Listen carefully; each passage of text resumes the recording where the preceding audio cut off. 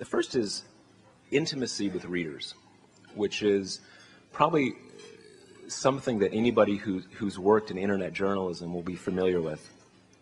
We, before I started doing this, I was in print journalism, and I'll still occasionally do something in print. And if you write, from my experience, maybe it's maybe it's because the stuff I write in print isn't that interesting, but when I've written something in, say, the New Yorker, which has this huge circulation, you'll get maybe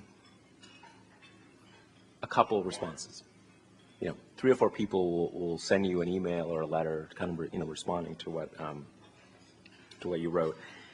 We get, on an average day, probably anywhere between 500 and 800 emails, and those are all, a great majority of those are real emails with tips, feedback, stuff like that. And it's no longer I'm no longer able to answer all of them, but we're in the constant contact, and so there's that intimacy with the readers that makes the kind of feedback and tips that we need possible.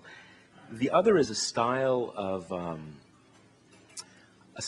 writing that I would call iterative, where instead of having packaged pieces that someone works a few days on and kind of puts them all together with the lead and a nut graph and like that, we're doing iterative dispatches as a story evolves.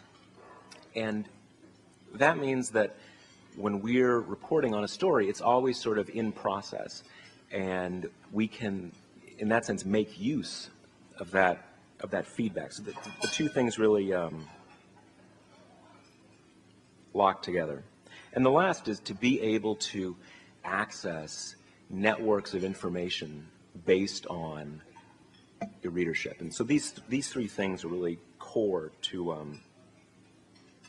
what we do, and I think how we've been able to, where we have been able to break stories that have, at least at first, eluded the mainstream media or traditional press.